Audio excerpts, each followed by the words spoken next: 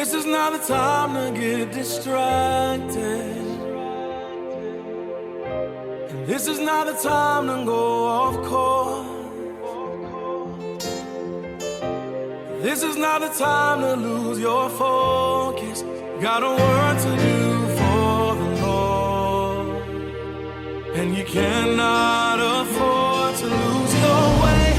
You come too far from where you started. So please don't let the time you've sown be wasted on things that you later regret, wishing you never had. Once you realize it wasn't worth it, your destiny is too important to give up for anything. Bonjour mesdames, bonjour messieurs. Je vous salue tous dans le beau et précieux nom de notre Seigneur Jésus-Christ, où que vous soyez, que ce soit dans votre maison, à la cuisine, dans votre voiture ou dans votre lieu de travail. Que l'Éternel, le Dieu de grâce, le Dieu de paix, vous bénisse et qu'il soit avec vous. Dans cette vidéo, je vais commencer une nouvelle émission intitulée « Sur le chemin de la destinée ». L'objectif de cette émission est d'enseigner les perspectives bibliques qui permettront à plusieurs personnes de découvrir, de comprendre et de marcher selon les principes nécessaires qu'il faut pour l'accomplissement de leur destinée selon le plan et la volonté de Dieu. Qu'appelons-nous destinée? La destinée de quelqu'un est ce pourquoi Dieu l'a envoyé sur la terre. C'est pour cela que dans le livre de Jean, chapitre 6, le verset 38, le Seigneur Jésus-Christ pouvait dire: je suis descendu du ciel, non pour accomplir ma volonté, mais pour accomplir la volonté de celui qui m'a envoyé. La destinée de chaque personne, de chaque homme et de chaque femme est d'accomplir la volonté de celui qui nous a envoyés sur la terre. Il y a d'autres personnes qui disent ou qui pensent que la volonté de quelqu'un, c'est ce qu'il avait demandé à Dieu avant de venir. Personne n'a demandé à Dieu de le créer, ni demandé à Dieu ce qu'il doit faire sur la terre. Mais Dieu, dans sa souveraineté, a créé chaque homme, chaque femme, et aussi il a prévu ce que chaque personne doit faire sur la terre. Et Dieu a envoyé chaque personne pour accomplir un but, pour accomplir des œuvres sur la terre. Dans le livre de Éphésiens chapitre 2, le verset 10, il est écrit: car nous sommes son ouvrage ayant été créé en Jésus-Christ pour de bonnes œuvres que Dieu a préparées d'avance afin que nous les pratiquions. Vous savez, Dieu avait déjà créé des bonnes œuvres qu'il a prévu que chaque individu puisse venir sur la terre pour les accomplir. Et pour pouvoir accomplir sa destinée, pour pouvoir accomplir ses bonnes œuvres, il faut les connaître, il faut les découvrir. Il faut que nous ayons la révélation de ces bonnes œuvres. Et c'est parce que nous ne savons pas, nous n'avons pas souvent la révélation, nous ne découvrons pas souvent ces bonnes œuvres que plusieurs personnes n'arrivent pas à accomplir exactement leur destinée selon le plan et la volonté de Dieu. Certes, nous faisons plusieurs choses, plusieurs personnes choisissent plusieurs choses selon leur choix, selon leur volonté, selon la volonté de leur entourage, selon la volonté de leur cœur, de leurs parents, mais pourtant ce n'est pas ce que Dieu avait prévu pour eux. Vous savez, à travers cet enseignement, nous allons découvrir, nous allons comprendre plusieurs choses, que nous sommes ici sur la terre pour accomplir la volonté de celui qui nous a envoyés. Qu'appelons-nous le chemin de la destinée? Vous savez, quand Dieu envoie quelqu'un sur la terre, il le place sur le chemin de l'accomplissement des bonnes œuvres qu'il avait déjà préparées pour lui. Et quand Dieu a créé Adam et Ève tôt, il les a placés quelque part. Et c'est ce que j'appelle sur le chemin de la destinée. Il les a mis sur le chemin de la destinée. Il les a placés chacun.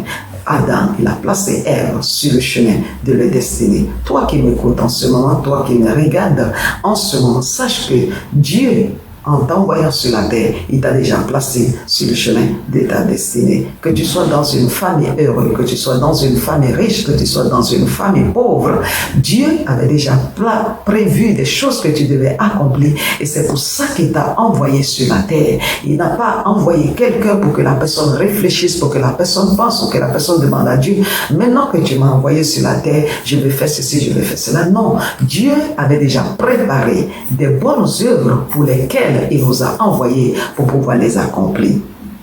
Dans le livre de Genèse, chapitre 2, à partir du verset 4, il est écrit: voici les origines des cieux et de la terre quand il fut créé. Lorsque l'Éternel Dieu fit une terre et des cieux, aucun arbuste des champs n'était encore sur la terre et aucune herbe des champs ne germait encore, car l'Éternel Dieu n'avait pas fait pleuvoir sur la terre et il n'y avait point d'homme pour cultiver le sol. Vous savez, il n'y avait point d'homme. Et quand Dieu a fait venir l'homme sur la terre, c'était pour cultiver. Dieu les a placés sur le chemin de leur destinée. Dieu les a mis sur un chemin qui va les permettre d'accomplir ce pourquoi il les a mis sur la terre. Dieu a placé Adam et Ève dans le jardin d'Éden. Dans Genèse chapitre 2, le verset 15, nous lisons: l'Éternel Dieu donna cet ordre à partir du verset 15 qui nous dit: l'Éternel Dieu prit l'homme et le plaça dans le jardin d'Éden pour le cultiver et pour le garder. Dieu a placé l'être humain sur la terre pour cultiver et pour garder le jardin d'Éden. Et comme bénédiction et comme ordre et commandement que Dieu avait donné à Adam de se multiplier, au moment où l'homme a commencé par se multiplier, chacun devait accomplir sa destinée, non seulement pour garder, non seulement pour cultiver. Parce que Dieu a mis dans chaque individu des dons, des talents, des potentiels, des ressources nécessaires, la sagesse, l'intelligence et la force nécessaires qu'il faut pour pouvoir accomplir ce pourquoi Dieu l'a placé sur la terre, ce pourquoi Dieu l'a mis sur la terre, ce pourquoi Dieu le maintient encore en vie sur cette terre. Vous savez, nous sommes sur la terre pour accomplir des choses précises pour Dieu. Nous sommes encore sur la terre pour accomplir quelque chose. Et le but de notre vie, ce n'est pas de faire ce que nous voulons. Je vous encourage à suivre cette émission, ce qui permettra à plusieurs personnes de découvrir s'il est réellement sur le chemin de la destinée. Vous savez, ce n'est pas facile de découvrir ce à quoi nous avons été créés, ce pourquoi nous sommes sur la terre. Vous savez, ce n'est pas facile et c'est pour ça que le Seigneur Jésus-Christ répétait souvent, il dit: je suis venu non pour faire ma volonté. Il disait souvent: Père, non pas ma volonté, mais ta volonté. Aujourd'hui, nous choisissons souvent ce que nous voulons faire et nous appelons Dieu pour dire: Seigneur, bénis ceci. Certes, il bénit, mais parfois ce n'est pas ce qu'il veut pour nous. À travers cette émission, le Seigneur va nous aider et nous allons découvrir ce pourquoi nous sommes sur la terre. Et après la découverte, il nous aidera à commencer par accomplir véritablement ce que nous sommes, ce que nous devons faire sur la terre. Et la destinée de chacun est une bénédiction pour les autres. Et pour ça que je vous encourage, que vous aimez ou que vous n'aimez pas cet enseignement, cette vidéo, je vous encourage quand même à bénir quelqu'un, parce que ce que je vais enseigner va bénir, va éclairer, va révéler le plan et la volonté de Dieu pour quelqu'un. Que l'Éternel vous bénisse et qu'il vous garde dans vos maisons, que le Saint-Esprit soit avec vous.